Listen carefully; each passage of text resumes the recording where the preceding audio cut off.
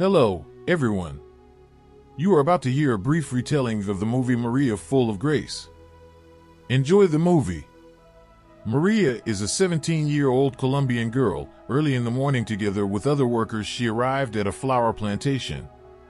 The working conditions are very hard. Maria has to strip the thorns from the roses, because of which all her fingers are stabbed.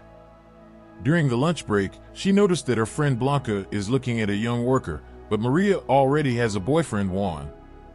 Maria is a daredevil. She suddenly decided to climb on the roof of a 2-story building. Juan called such behavior foolishness, so he just turned around and went home. Maria lives with her single mother, her grandmother, her unemployed older sister, and her newborn nephew. During the next shift, Maria wanted to ask the boss to go to the bathroom, but she disappeared there all day long, which made her unable to fulfill the day's schedule. The boss is dissatisfied. Among hundreds of workers, it is constantly with some problems. Suddenly the girl threw up right on the flowers. The man ordered to wash them and then return to the workplace and work off everything she owes. Almost all her money, the girl gives to her relatives, which she does not like at all. But she has to pull the family on her shoulders. Maria reported that the next check will not be. She quit because she was not allowed to go to the bathroom. Her mother and her sister have a beef with her, saying she should have thought about her family and been patient. They insist that Maria came back and apologized because there is no other decent work in the city. However, the girl just turned around and walked away. In the evening, to distract herself from her problems, Maria came to a party with friends. She and Blanca saw a guy from the plantation. Maria helped her friend to invite Philip to dance. She would also like to dance with Juan, but he prefers to fool around and drink tequila in the company of friends. Franklin, Philip's cousin, took advantage of the situation and replaced her boyfriend on the dance floor. In the morning, Maria meets Juan, who treats her to a tortilla, even though she can't eat it. Maria is sure that she is pregnant. Juan immediately proposes to marry him and start living together. And there are already 10 people living in his house. He himself shares the room with his brother, while the teenagers admit that they do not love each other. Maria is afraid that because of this the guy will start cheating on her and she will end up like her sister. So she refuses to marry Juan and returns home upset. The next day, Franklin rides up to her on his motorcycle and offers her a ride to Bogota, the capital of Colombia. The girl hoped to find work there as a maid. Franklin complimented her. She is too beautiful for such a job and deserves better. The guy wants to offer her to become a courier, to fly to different countries, to travel. Maria immediately realized that the speech is illegal business, but she does not have much choice. Maria arrived in a noisy, densely populated city. Franklin brought her to a bar and treated her to a beer. Another girl courier passed by. It was time for Maria to meet the man in charge. Javier learned that Maria quit her previous job, hoping that the employee will not show character and will follow all orders. Maria lied that she was already 18 and that she didn't have a boyfriend. Javier clarified whether her stomach is healthy, whether she has diarrhea or constipation, gastritis, disorders. Whether she eats a lot, she will need to get the capsules with the substances to New York. His men will meet her there and pick up the shipment. She'll be paid well for each capsule, getting somewhere around 6 or 7 million pesos. That's about $3,000. It's important to keep a low profile so the gringos won't guess anything and arrest her. Javier piqued her interest in the job by giving her some cash. It must be hard for her now if she came here. To make a final decision, Maria hopped on the bus to Lucy, the girl from the bar, and started asking her about the job. It's not easy, but it's not particularly difficult either. The main thing is to prepare properly. At home, her sister started hitting on her younger sister and demanded that she return to the plantation. Her nephew has a fever and she can't even buy him medicine. Marta carelessly tossed her sister some of the money Javier had given her. She found herself a new job. In the morning, the girl came to Luca, who took a plate with large grapes and told her how to swallow them properly. The first time Maria almost choked. It takes practice. Lucy showed her how to do it and warned that 24 hours before the flight nothing should be eaten. Maria is lucky she is small. She will be forced to swallow about 60 capsules.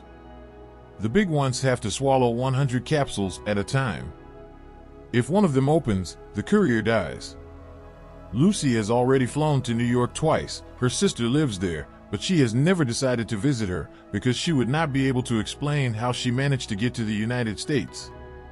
Maria closed herself in the toilet and started training, but the grapes in no way wanted to fall inside her. Her friend Blanca admitted that she talked to Franklin and will also work as a courier. For one trip she will earn almost $5,000. With this money she will be able to buy a house for her family. Maria wanted to dissuade her friend, but it was too late. Blanca had already agreed. The girl lied to her family that she got an office job in Bogota, so she needed to move for a while. Maria came to the bus stop with her things, and Franklin took her from there. They arrived at the pharmacy. On the second floor there is prepacking going on. A man is pouring white powder into the finger of a rubber glove.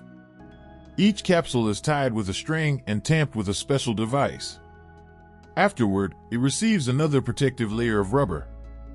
The pharmacist gave a pill to slow digestion and sanitize the girl's mouth. Javier dips the capsule in some liquid and lets Maria swallow, but she again fails.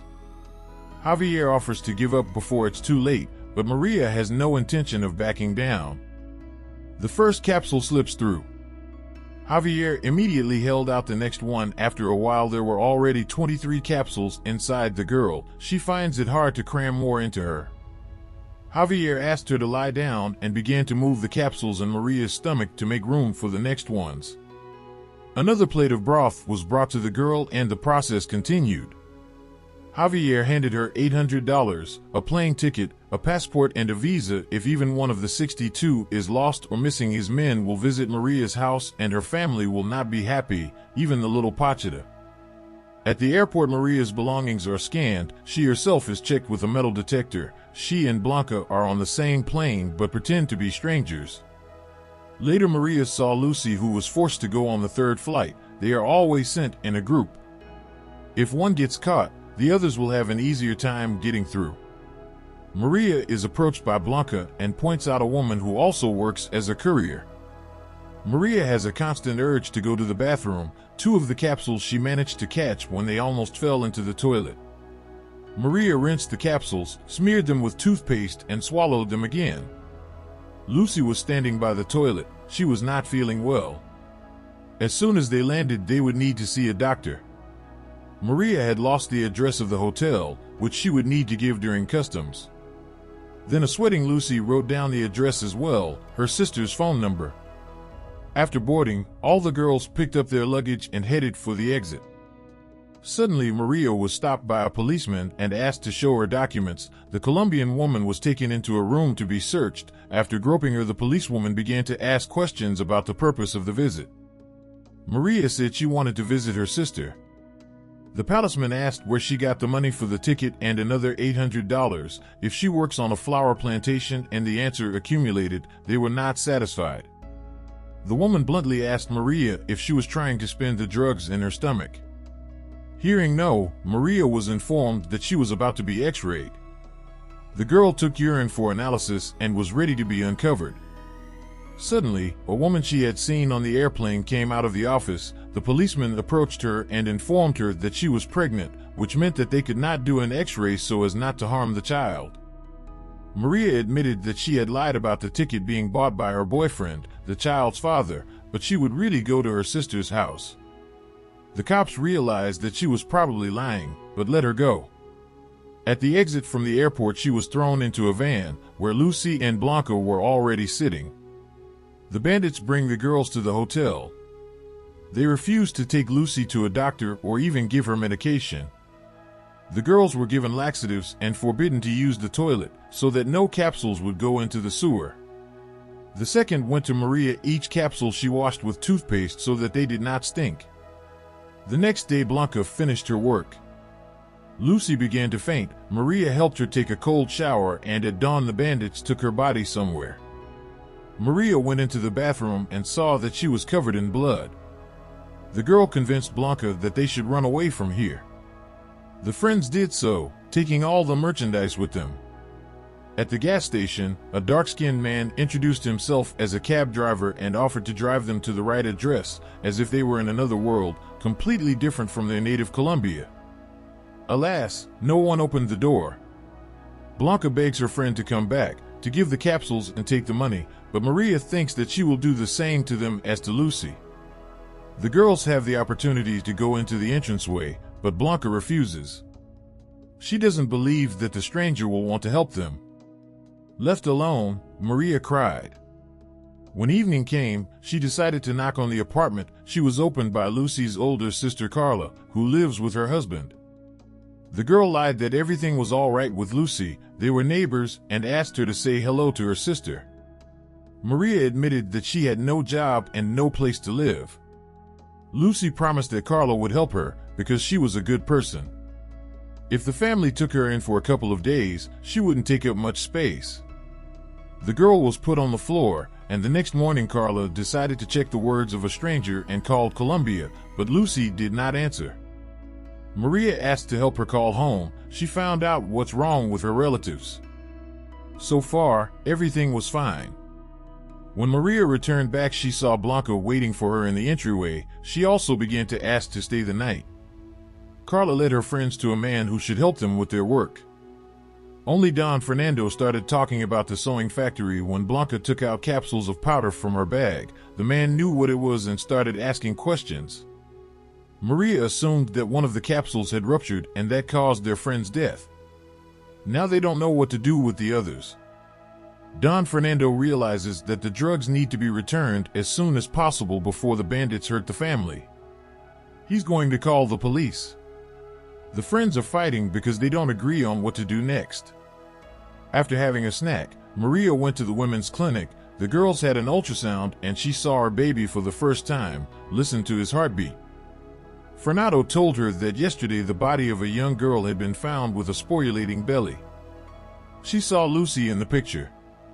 Maria admitted that she was Carla's sister. The man asked her to tell her about it. She must know. A kind-hearted woman intends to help the guest and settle in America.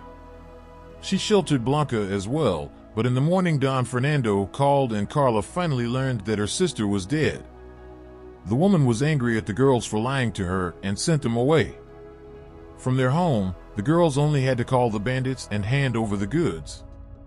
They counted the capsules but refused to pay because the couriers had left the hotel. They were lucky that the bandits had not yet called Javier to inform him that they had escaped. The friends begged to be paid and the criminals took pity on them. After giving the envelopes with dollars, Maria demanded to give Lucy's money to bury her. But the bandits sent the insolent girl far away. Then Maria gave almost all her money. $2,500 to Lucy's body was delivered to Colombia. The girl approached Carla, who was saying goodbye to her sister, and once again apologized. The friends arrived at the airport to return to their homeland. However, right before landing, Maria changed her mind. She did not want to raise a child in Colombia and decided to stay in the United States.